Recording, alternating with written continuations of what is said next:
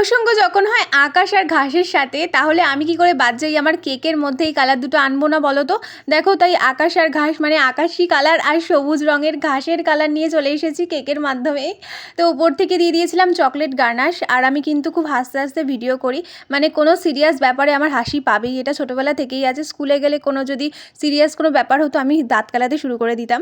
আমি জানি অনেকের ভালো লাগবে, অনেকের লাগবে না। তো আমার দলে কারা কারা আছো অবশ্যই কমেন্ট করো, যারা মানে সিরিয়াস ব্যাপারে তোমরা হেসে ফেলো।